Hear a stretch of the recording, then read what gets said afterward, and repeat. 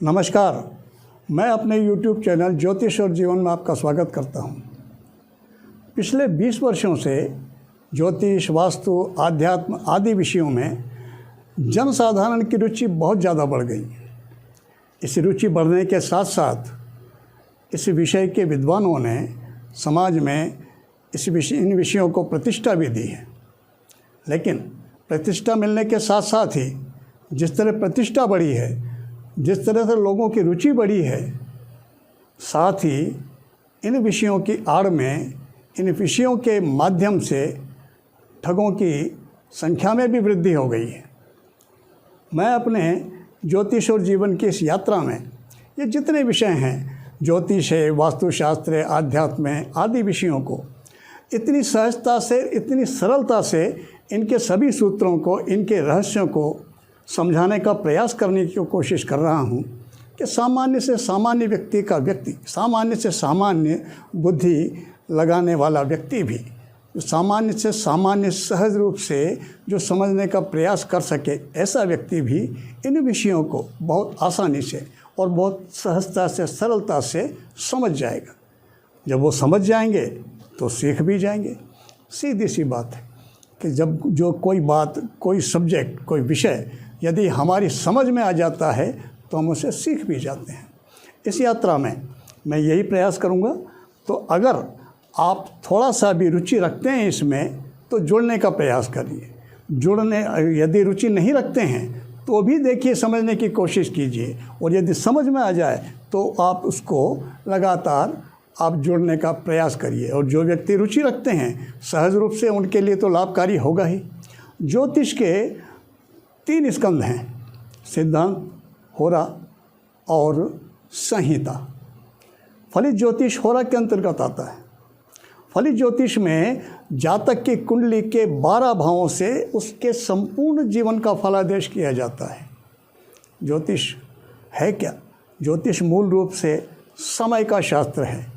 हमारा जो वर्तमान है उसने अतीत के गर्भ से जन्म लिया है, और इस हमारे वर्तमान के गर्भ से भविष्य जन्म लेगा। यह तय बात है। तो ज्योतिष में हम व्यक्ति की, जातक की, उसकी जो नैसर्गिक क्षमता है उसको जानने का प्रयास करते हैं।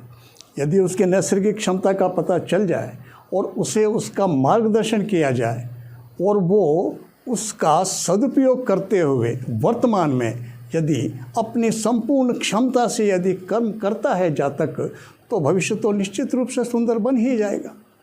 यही इस ज्योतिष की उपयोगिता है। अब बात करते हैं, समझते हैं इस बात को कि जन्म कुंडली में जो 12 स्थान होते हैं, ज्योतिषी उनके आधार पर जो फल निर्धारण करते हैं, उनके पीछे कोई तर्क है? क्या कोई लॉजिक है? क्या कोई विज्ञान काम करता है? या वैसे ही यदि कोई जातक प्रश्न करता है विवाह के संबंध में, तो एक ज्योतिषी सप्तम स्थान और लग्न को प्रधानता देते हुए प्रश्न का उत्तर देते हैं। विवाह के संबंध में प्रश्न के उत्तर के लिए सप्तम भाव ही क्यों देखा जाता है? यदि मान लीजिए आय के संबंधित में कोई प्रश्न हुआ तो 11वें स्थान और लग्न यानी सेल्फ, खुद स्वयं जातक उसका विचार करेंगे। तो आय के संबंध में 11वां भाव ही क्यों? तो इनके पीछे कोई रहस्य है, कोई क्रमबद्धता है। तो आज की इस यात्रा में, आज के इस दूसरे चरण में हम थोड़ा इसी को समझने का प्रयास करते हैं। आप इधर देखिए, ये एक चार्ट है। ये एक ज्योतिष का एक मतलब कुंडली है। हम इसको काल पुरुष की कुंडली कह सकते हैं। यह जो स्थान, प्रथम स्थान जहाँ पर 1 अंक लिखा है, जहाँ पर 1 अंक लिखा हुआ है, एक तरह से ये मेष राशि का प्रतीक है। दूसरे भाव में 2 अंक लिखा हुआ है, ये 2 अंक वृषभ राशि का प्रतीक है। इसी तरह ये 12 भावों में, 12 ही स्थानों में ये 12 ही राशियाँ लिखी हुई हैं, और ये 12 ही राशियाँ, 12 ही अंक उन 12 राशियों के प्रतीक हैं। काल पुरुष की कुंडली, काल पुरुष से क्या तात्पर्य? काल से नाम सुनते ही जनरल धारणा बनती है मृत्यु की, नहीं, मृत्यु नहीं। काल का अर्थ है समय। समय रूपी पुरुष की कुंडली यदि बनाएं तो उसमें यही कुंडली बनेगी। यही एक अंक उसमें मध्य में आएगा।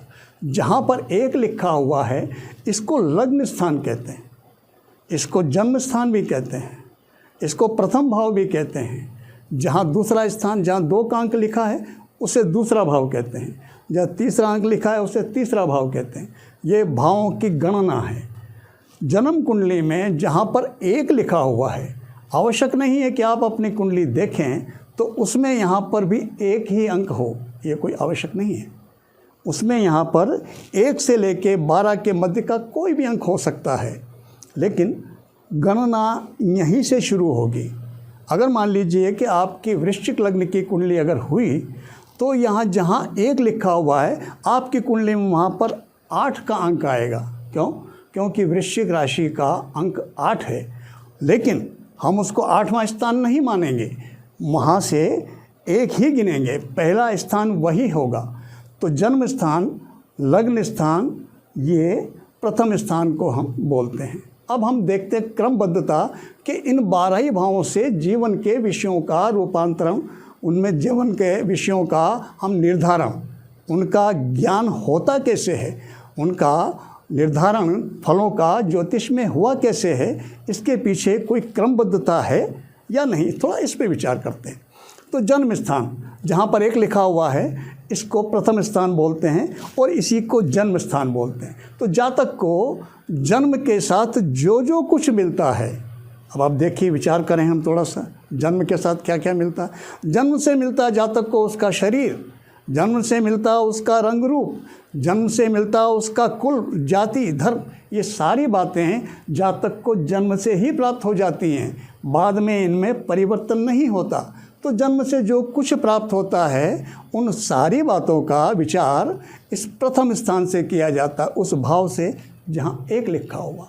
जन्म तो हुआ, जन्म होने के बाद जीवन को आगे बढ़ाने के लिए, जीवित बने रहने के लिए सबसे पहली आवश्यकता होती है भोजन की, और भोजन की व्यवस्था बिना धन के नहीं हो सकती। धन की व्यवस्था होगी तो ही भोजन की व्यवस्था हो पाएगी, वो फिर चाहे दूध हो या भोजन के दूसरे पदार्थ हों। तो दूसरा जो स्थान है उससे भोजन का विचार किया जाता है, जातक के खान पान का विचार किया जाता है, जातक की आर्थिक स्थिति का विचार किया जाता है, और ये शुरू में जन्म लेते ही तो इन सारी व्यवस्थाओं को परिवार ही करता है। तो इस दूसरे स्थान से परिवार का विचार भी यदि करना हो तो इस दूसरे भाव को ही देखते हैं। धन की व्यवस्था हुई, लेकिन कैसे हुई? जातक के जीवन में धन की व्यवस्था बिना श्रम के, बिना बाहुबल के, बिना साहस के नहीं हो सकती। इसलिए तीसरा स्थान जातक के श्रम को इंडिकेट करता है, श्रम के बारे में बताता है। जातक साहसी होगा या नहीं, श्रम में उसकी क्या स्थिति रहेगी, उसके बाहुबल का क्या स्थान रहेगा, इन सभी बातों का, इन सारी बातों का विचार वो जो तीसरा अंक लिखा है वही तीसरा स्थान, उसी से किया जाता है। अब उसके बाद चौथा अंक। किसी भी काम में व्यक्ति लगता तभी है जब उसमें उसकी रुचि हो, जब उसमें उसका मन लगे। यदि मन नहीं लगता तो वो मन से उसमें नहीं लग पाएगा।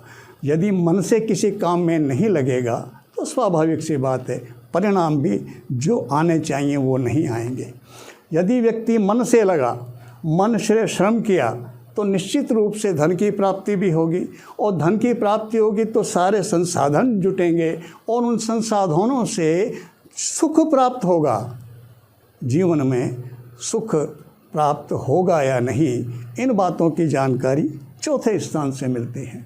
पंचम स्थान अगला, पंचम स्थान से जातक की मानसिकता देखी जाती है, उससे उसके मनोस्थिति का पता चलता है और व्यक्ति अपने बात सोचता है कि मेरे बाद कौन।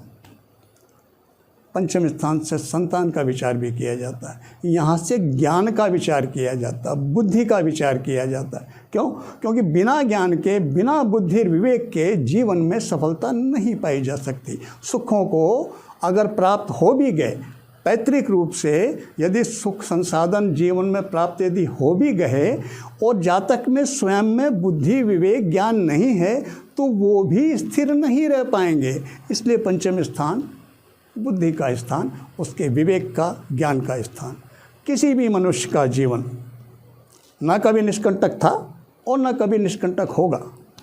सदैव से समस्याएं तो आती ही रहती हैं, आती ही रही हैं और आती रहेंगी। अब जहाँ तक उन समस्याओं को पार पा पाता है या नहीं, समस्या जहाँ तक पर हावी हो जाएंगी या जहाँ तक उनसे पार पा के अपने सफलता के मार्ग पर अग्रसर हो जाएगा, इन सब बातों का विचार छठे स्थान से करते हैं।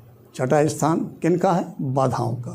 रोग, ऋण, शत्रु, ये सब बाधाएं हैं। तो जहाँ तक के जीवन में रोग की क्या स्थिति होगी, शत्रु होंगे या नहीं होंगे, वो शत्रु जहाँ तक पर हावी रहेंगे या जहाँ तक शत्रुओं पर हावी रहेगा, रोग की, ऋण की क्या स्थिति रहेगी, इन सब बातों की जानकारी इस छठे स्थान से मिलती, जहाँ छठा अंक लिखा होगा। स्त्री बिना पुरुष के अधूरी है और बिना पुरुष के स्त्री अधूरी है। इसलिए सब कुंडलियों में ये सामने जहाँ 7वां अंक लिखा है, ये सप्तम स्थान, यहीं से स्त्री की कुंडली में उसके पति का विचार किया जाता है और पुरुष की कुंडली में स्त्री का यानी पत्नी का यानी विवाहित जीवन का विचार इस सप्तम भाव से किया जाता है। यहीं से भागीदारी भी देखते हैं। पति पत्नी क्या हैं? वो भी जीवन के भागीदार हैं। इसी तो अंग्रेजी में कहते हैं उसको लाइफ पार्टनर। तो ये सप्तम स्थान भागीदारी को भी बताता है। भागीदारी जीवन में करनी चाहिए या नहीं, भागीदारी सफल रहेगी या नहीं, और विवाहित जीवन में सफलता की या असफलता की सारी बातों की जानकारी लग्न के साथ, लग्नेश के साथ साथ इस सप्तम भवन से भी देखी जाती है। जातक के जीवन में सब कुछ है, उसके पास परिवार भी है, उसके बाद पैतृक संपत्ति भी है, उसके बाद पत्नी भी है, उसके बाद सारे सुख संसाधन भी हैं, सब कुछ है। लेकिन यदि वो आयु लेकर नहीं आया तो इन सुखों को देखेगा काय में? आयु का होना बहुत आवश्यक है। इसलिए अष्टम स्थान आयु का स्थान है और आयु का अंत ही मृत्यु, इसलिए इसको मृत्यु स्थान भी कहते हैं। और जीवन में मृत्यु से अधिक रहस्यमय कुछ भी नहीं है।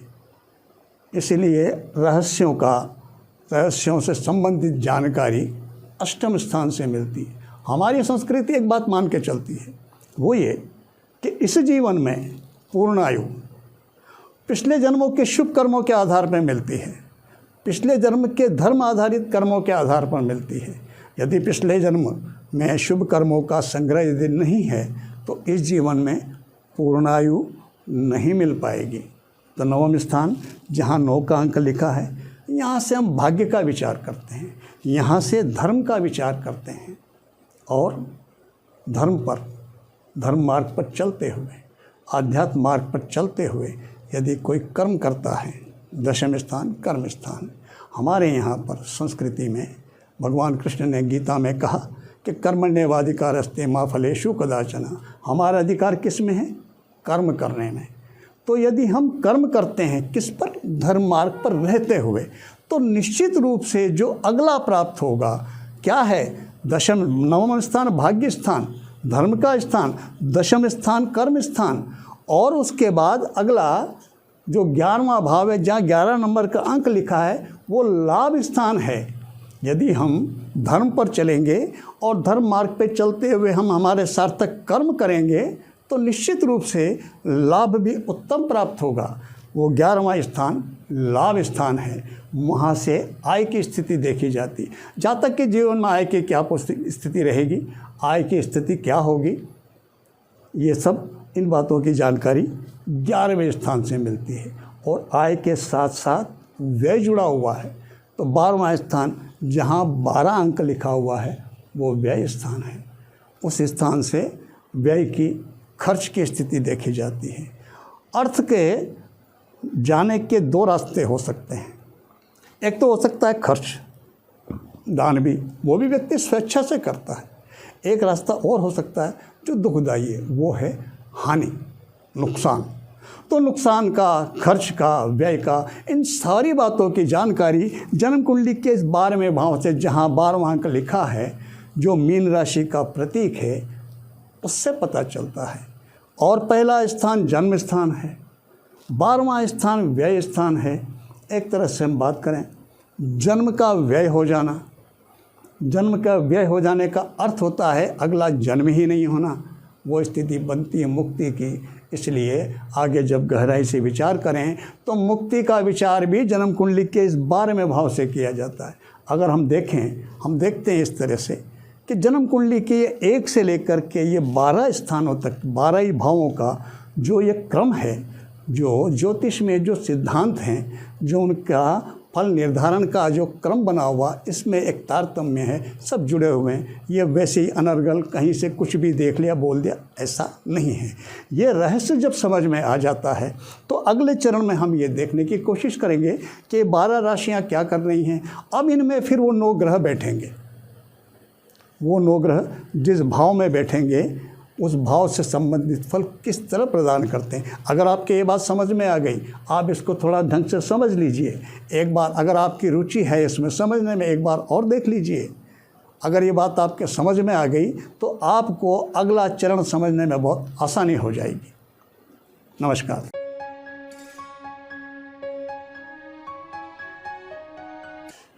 नमस्कार। आज का दिन उदय हुआ। आज हमको एक दिन और जीवन में देखने को मिला।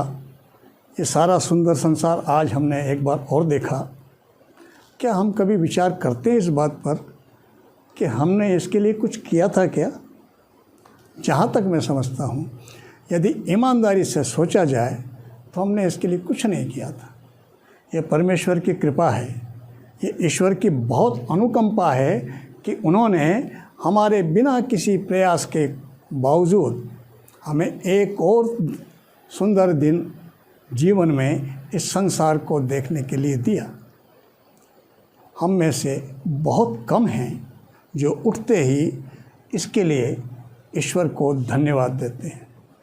यदि आप ऐसा करते हैं तो मैं आपको नमन करता हूँ, और यदि हम ऐसा नहीं करते हैं तो हमें आज के बाद उठते ही सबसे पहले एक काम करना चाहिए।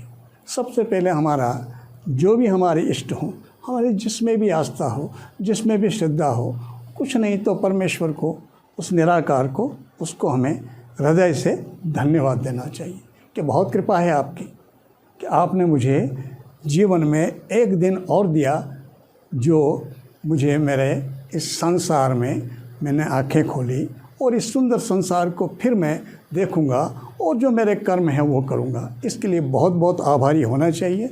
इसके लिए हमें ईश्वर का बहुत कृतज्ञ होना चाहिए।